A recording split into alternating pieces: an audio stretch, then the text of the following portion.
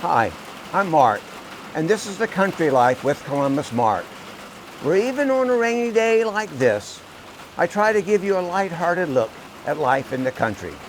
Today's episode is a little bit different. It's a podcast that Gary Eblen, a good friend of mine, and I did a few days ago. And it was about a recreation of a hike we attempted back in 1971. I was a brand new camp counselor and Gary was the experienced one, and we were taking off for a new place to us, especially to me, with 12, 11-year-olds in tow. The day started out pretty nice, but it ended up just like this. But we did not have a roof over our heads. So join us as we go back to that fateful day in June 1971.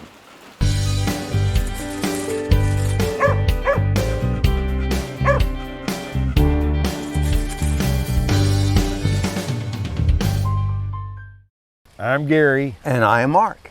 And we're coming to you not live. But we are alive. We are. And where are we, Gary? We are in front of the water wheel here at Camp Mondamin, the camp where we first met in 1971. 1971. Yeah. Pretty impressive. Yeah. 49 years ago. Yeah. And so today we're going to do something different. Yes. Which is? We're going to recreate our attempt to find the cabin at Beech Point, which we didn't find in 1971. No, and if our listeners heard an earlier episode, they would have heard the story.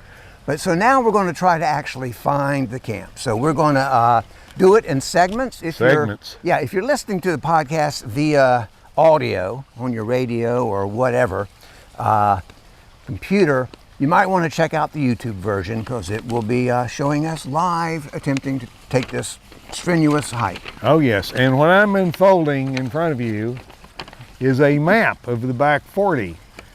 This map was produced by Kelly Crocker through much study in 1976. So we didn't have that map in 71. We didn't have this map back in 1971. What the acreage behind the camp was just known as the back 40. There were about 1,600 acres back there. Wow. Where you could wander around and there's still hundreds and hundreds of acres back there. Are. Okay, there owned are. by the camp. Yeah. So this is the same camp we worked for, and still run by the same family. Be 100 years old. Third generation running this camp now. All right, ready to head over to our cabin? Here we go. Let's go to the cabin. So where are we now, Gary? Here we are. We're in front of our cabins from June camp of 1971. Cool. Sleepy Hollow East. That was my cabin. And mine was Sleepy Hollow West. And people should know that I was 19, first year out of college. You were 21? I was going to be, I was 21. I was going to turn 22 at the end of that summer. What happened? I did. Oh, okay. You said you were going later. Okay, later. In August. So brand new camp counselor. I mean, I not even set foot in a camp. I did go to a YMCA camp for a couple summers. Yeah. But Gary's my mentor, experienced. Yeah. 2.5 years my senior, maybe, not quite. But he's a backwoodsman forever. Actually, no. But you made me think you were. Well, I'd been to the back 40. I'd been back there, but the cabin we were going to go look for, Beech Point, had just recently been built, and I had not been there. Yeah, and we thought that'd be okay because, of course, there was no map. We thought it was okay because there was a kid in your cabin. March Wells. It was March remember? Wells. It was, and he was from Kentucky, if I'm not mistaken. Louisville, I believe. I think so. Yeah, he had been on a Jeep ride with Chief. And you know, and that Jeep is still up there. If I think about it, I'll take a still picture before we leave. He'd been on a Jeep. Chief, the founder of the camp, actually, this is his next to last summer being in charge. So he was in his 70s. He was 73 in 1971. Seems young now, doesn't it? And that was a real treat for the kids to go on a Jeep ride with Chief. And he would go back and wind all around the back 40. And of course, he had it all dialed in his head. He had. And so March knew where it was, and All right, we're going to even back up a little bit before that, because remember, I've never been backpacking, and you had at least been. Yeah, I'd been. And the camp expects the cabins to go out on cabin night at least, well, once a week. Even if the kids can sign up and go hiking for 5 days, but once a week, they go out for an overnight. Yeah. And so my first experience, never been. I had the clothing list from camp. It said, you need a frame backpack, you need a sleeping bag. Well, I didn't know there was a such thing as a camping store, a backpacking store, with people who knew what they were talking about. Gary's worked at one for 30-something years, right? Well, yeah. At least. So I went to what was the equivalent of a Kmart in Durham. I can't remember the name of the store. And they had this great looking backpack for $5. To me, and now, in 1971, 5 may have been the equivalent of 30 now. But it was a cheap backpack. Frame, aluminum frame, canvas pack, no hip belt. I didn't know. I think just plain old straps here, but I had my backpack. My sleeping bag was cotton, must have weighed 20 pounds, or felt like it, about this big around, strapped on the back with I don't even remember what. And so I'm already looking bad, feeling bad, out of shape, I guess. I was 19, I don't know what kind of shape I was in. And getting ready to follow Gary. And how many kids did we have? Well, let's see, 6 each, so 12 kids. 12 kids, about 11 years old probably. Yeah. Okay. From all over the U.S., I don't remember, you know. And we took off for this adventure that should have lasted how long, Gary? Well, let's see. If we had known, or the boy had really known where we were going. Well, I mean, it lasted, yeah, we know it lasted a while. Like Gilligan's Island, kind of. I mean, the plan was you go out and to a campsite and spend the night and cook your supper and then come back the next day. Exactly. But I meant if a normal person like us today maybe left here, how long should it take to get to Beech Point? Yeah. Oh, maybe an hour and a half. That's what I was thinking. Yeah. Well, we're not going to make this podcast an hour and a half. No, we're not. So stay tuned. We're going to shut down and head over to the trail. Okay. We're down at the Mondamin riding area. We're sitting on the porch of the corn crib. This is about maybe 200 yards from where we started our overnight hike. And it's probably where I started getting tired, my shoulder was hurting, my feet were hurting, and I was ready to turn around. Well, at this point, it started raining. So the kids stop and they go to get their ponchos. Well, the ponchos they had were these military surplus ponchos made for adults.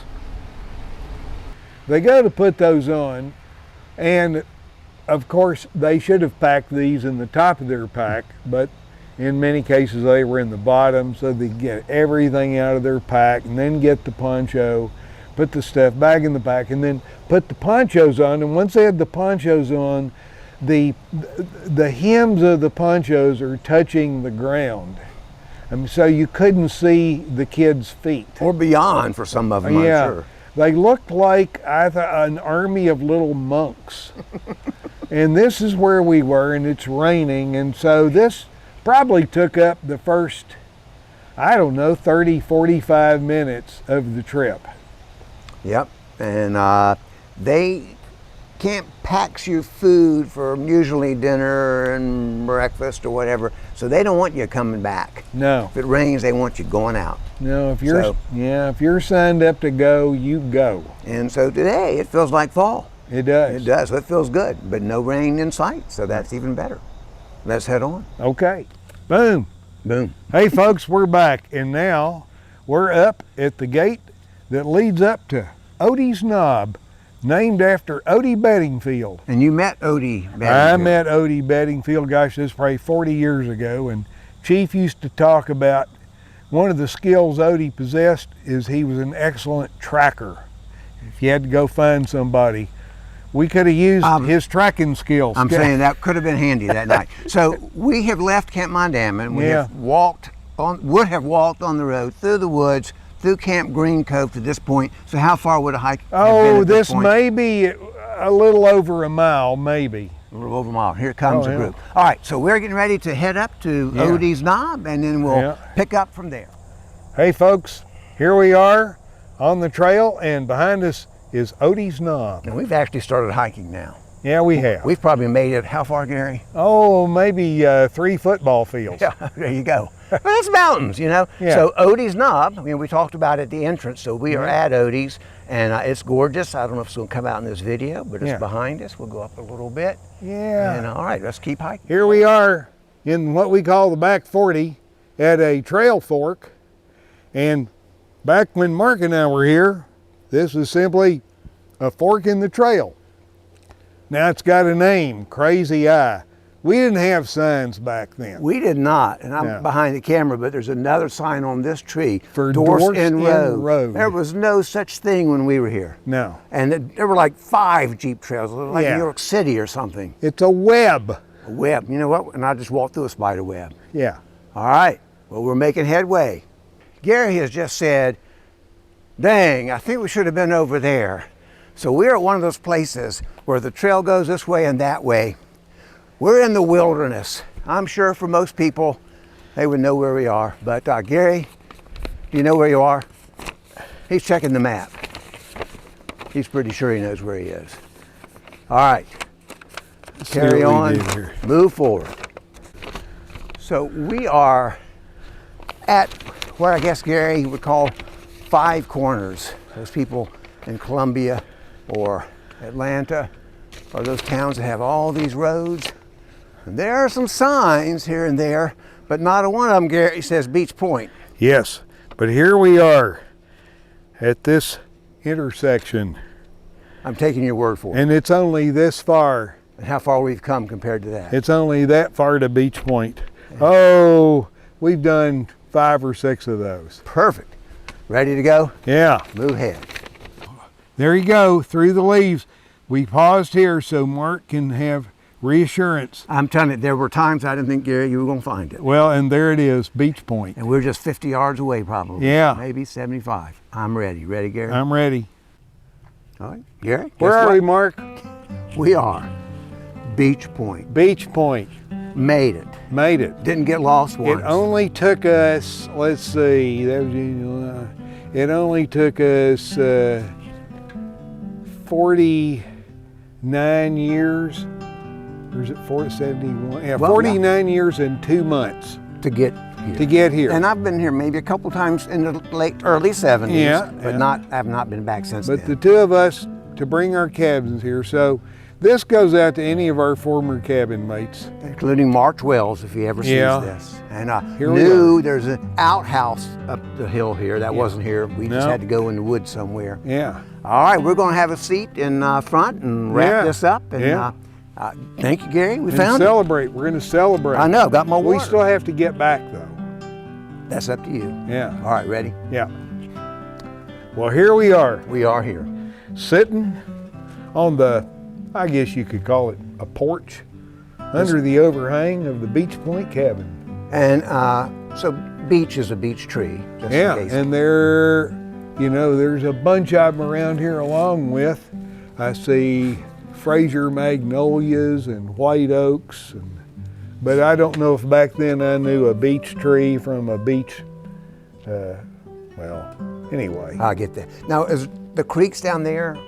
But where's the spring where we would get water from? Do you remember? Well, I think ideally, because it crosses the road on up there. Up above this road, maybe you could. I used to get water on upstream here. Well, I have above the road. Yeah, bad story about water here, but we won't go into that. But so it took us, if we were walking from camp, probably would have been an hour and a half, like you said. And probably not much shorter days. We stopped a lot for pictures and things. But it took us that night. Well, we never got here. Never got here. And we had hiked how long?